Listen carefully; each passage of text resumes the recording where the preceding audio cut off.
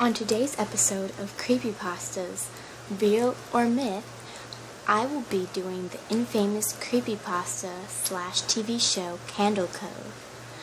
All information found has been found on the official Wikia and other online resources which will be linked below.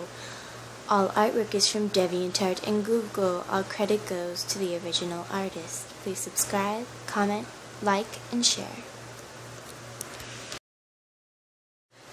Cove was an American live-action children's series that supposedly ran for 2 seasons in 1971.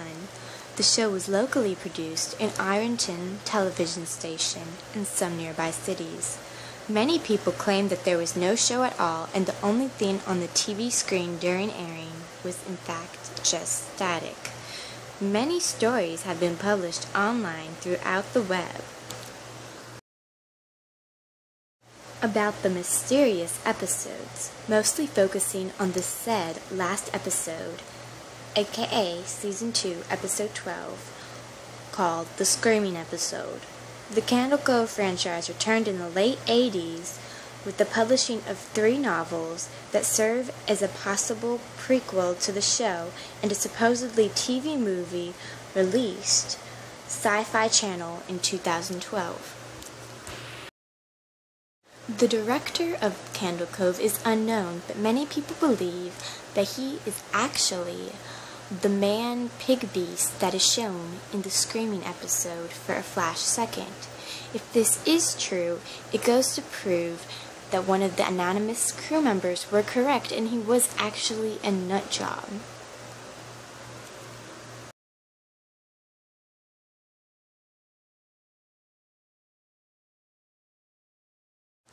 Here is shown a supposed screenshot from Cove. It shows a pirate, aka Percy, in a ship which was named Laughingstock. Seeing the quality, it does look like it was a low-budget show and could have in fact been made in the 1900s. That is just my opinion though.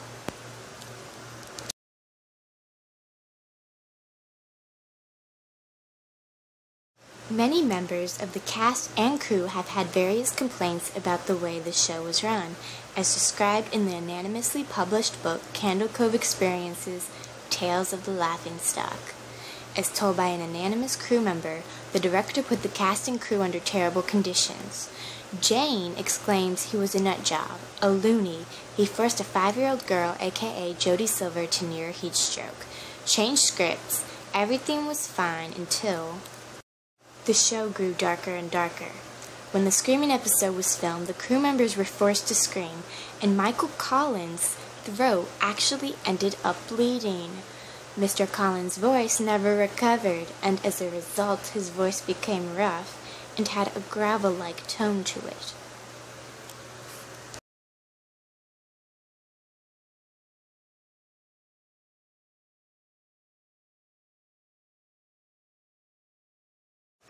Emerson Grimes had also been seen talking to the puppets in his office, sometimes pleading with them.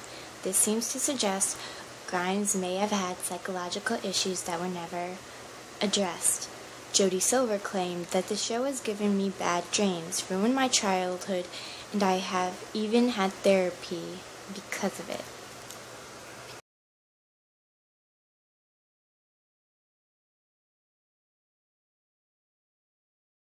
Other issues that were reported was in the episode, a ship on the horizon caused seizures as a result of flashing lights during an explosion. This was later edited out to prevent it from happening in the future. Janice's sister's bullying and somewhat abusive behavior in the pilot upset many children. Some characters also smoked cigars and from pipes, which some parents disagreed to.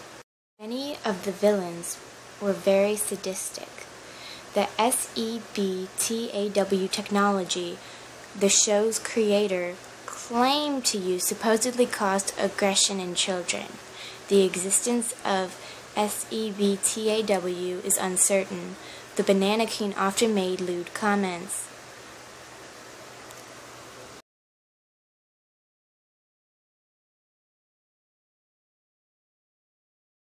Candle Cove curse. All actors were rumored to experience something tragic during or after this show.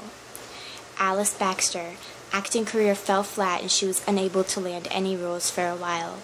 Cora Alexander died in a car wreck after the cartoon pilot was rejected. Elmer Grant's house caught on fire and he was killed. Emerson Grimes, driven mad and died of unknown causes.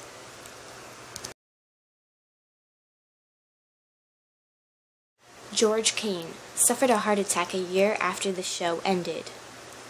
Guy Schmidt was murdered days before the Screaming episode was recorded. James Starson fell down an entire flight of stairs and broke his leg after being fired. Jody Silver required therapy. Mark Jensen died while the death of Milo was being recorded. Michael Collins' son was murdered in the fall of 1981. Wife left him 3 years after that. Continually had nightmares and eventually committed suicide. These could all just be a coincidence, but many people think it was the cause of the show Candle Curse. Now, I don't know what would cause it or anything, but that actually kind of seems more than a coincidence, but you know, sometimes shit happens. That's my opinion.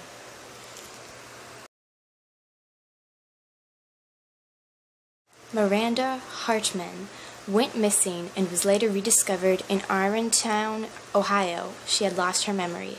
Roger Banks' acting career failed miserably after show ended. Walter Shea, legs became paralyzed. William McCoy, mauled to death by his dog. As I said before, very weird coincidences, but you never know.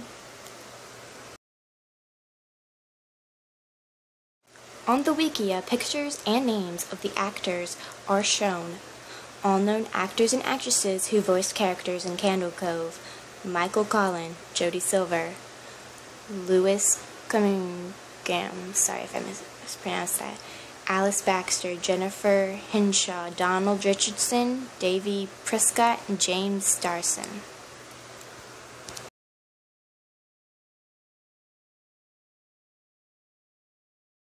I looked for the book, but couldn't find it on eBay or online at all, which raises suspicion that Candle Cove actually never existed. Yet, that could just be a coincidence considering the book was released in the late 80s, or supposedly released in the late 80s. All this information of the book I had found on the Wikia.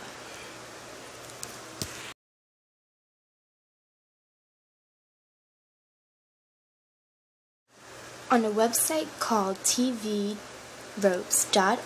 I found some weird info/theories.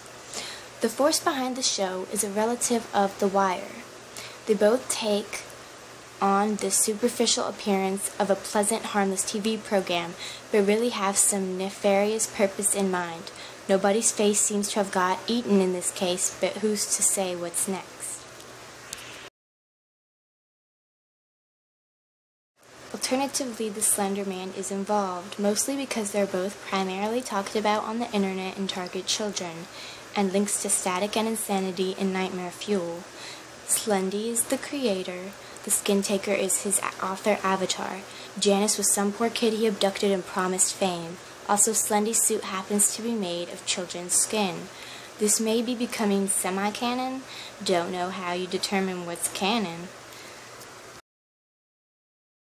and what's not in the mythos, but Everyman Hybrid has been going down this lane. The most recent video at least has the cast and Damsel talking about finding the treasure while watching a blank screen.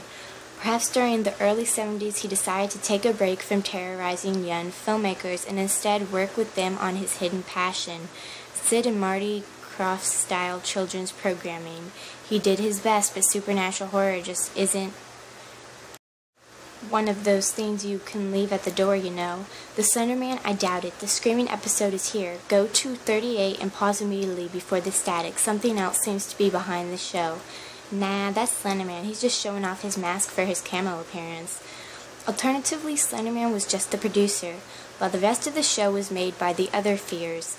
At the very least, the Smiling Man seems to have been involved with it.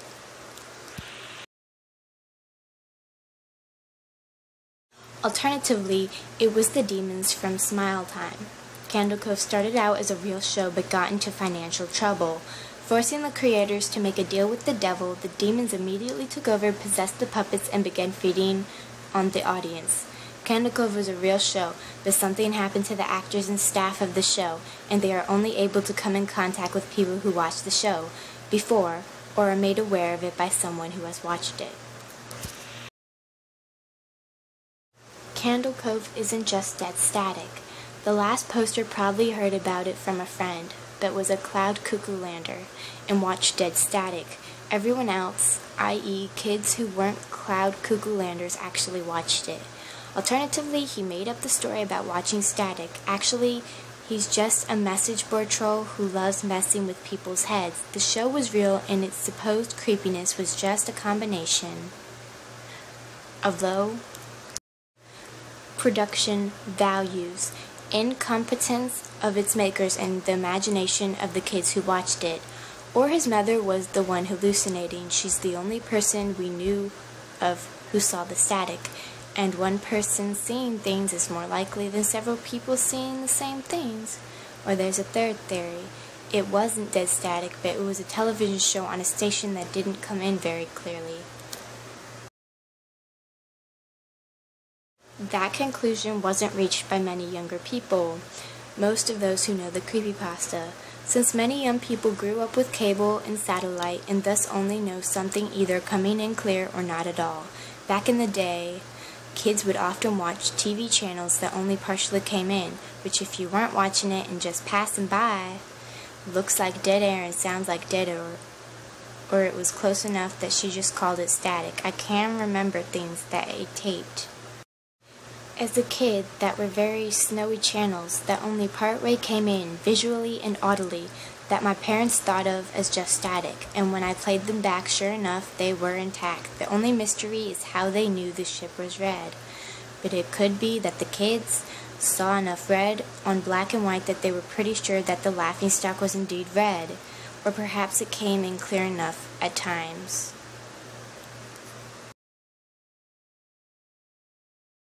Candle Cove was in fact a real show. Yeah, I know it's not the most original concept, but hear me out. The person who posted the thread at the time was thoroughly stoned. He sat down to watch TV, but his cable was out, and thus only static showed up. However, as a result of him being high, he was completely convinced he was seeing Candle Cove, a show from his childhood. He wakes up the next morning, the rest of the night a blur, except from the fact he saw Candle Cove. He posted the thread and some of the bizarre descriptions, i.e. the screaming episode, the static, everything categorized, were all just posts by trolls. The story was a copy of the thread by one of the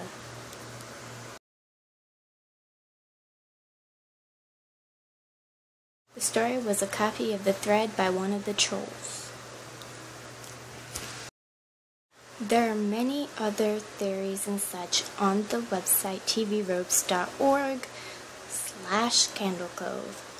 After all this, in my honest opinion, I think there's around a 50% chance Candle Cove is real and a 50% chance it's a myth. This is strictly my opinion, and you can believe whatever you want. Leave your comments below on if you think Candle Cove is real or a myth.